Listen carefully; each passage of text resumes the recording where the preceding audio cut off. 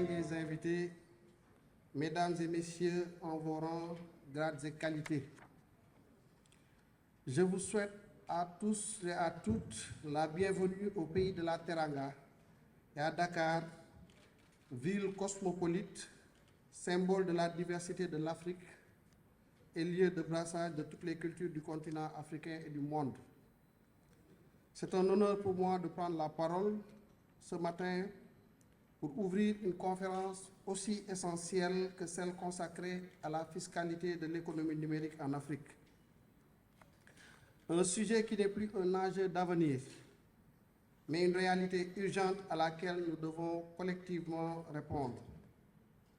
Comme vous le savez, le président de la République, son Excellence Bassirou Diomaye Diakhar Faye, attache une importance capitale à la mobilisation des ressources internes et au renforcement des capacités endogènes. Pour le Sénégal comme pour toute l'Afrique, ce sont là les leviers d'un développement durable et d'une transformation socio-économique profonde.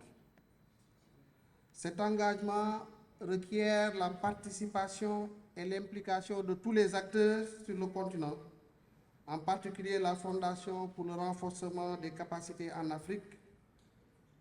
Depuis plus de 30 ans, cette fondation joue un rôle de premier plan dans ce domaine. Nous sommes donc heureux que l'ACBF, avec la Commission de l'Union africaine et le partenariat entre le gouvernement de la Finlande, puisse travailler avec la Direction générale des impôts et des domaines et la Direction générale des douanes pour organiser une telle rencontre. Mesdames, Messieurs, distingués délégués, en 2023, le Forum économique mondial a noté qu'au cours des 10 dernières années, l'économie numérique a cru à un rythme de 2,5 fois supérieur à celui du PIB de l'économie traditionnelle, alors que selon la Banque mondiale, elle constitue plus de 15% du PIB mondial. En Afrique, l'économie numérique est un moteur de transformation.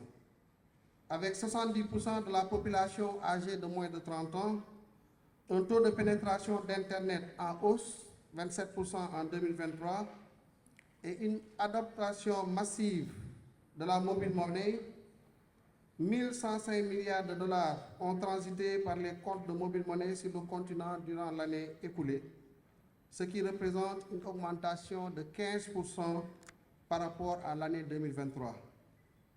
Notre continent incarne donc l'innovation. Cependant, les défis demeurent. L'accès à l'électricité reste un obstacle de taille. À peine 43% de la population africaine bénéficie d'une fourniture fiable.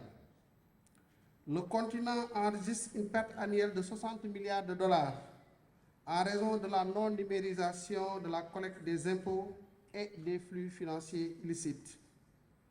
L'absence de cadre harmonisé de la fiscalité numérique limite la capacité d'action commune.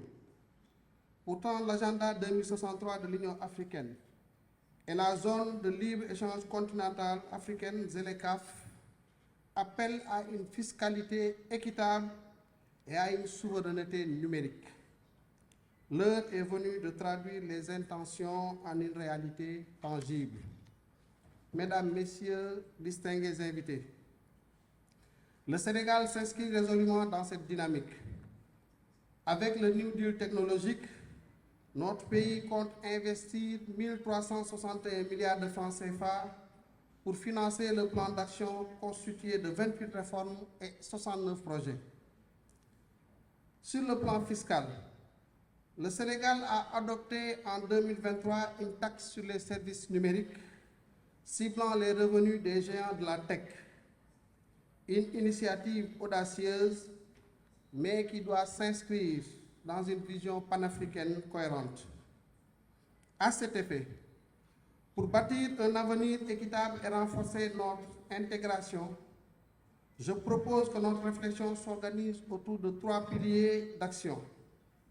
L'harmonisation des législations fiscales en Afrique, l'investissement massif dans l'infrastructure numérique et la formation, le renforcement de la coopération internationale en collaboration avec l'OCDE et l'ONU pour adapter les règles globales aux réalités africaines.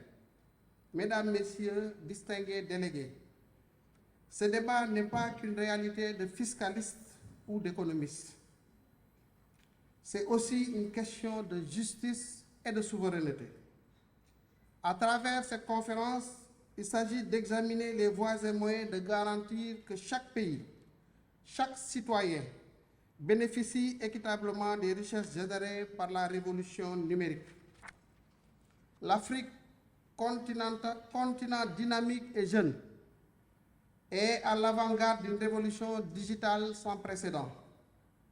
Plateformes de paiement mobile, start-up innovantes, commerce électronique, néobanques, ces avancées transforment nos économies.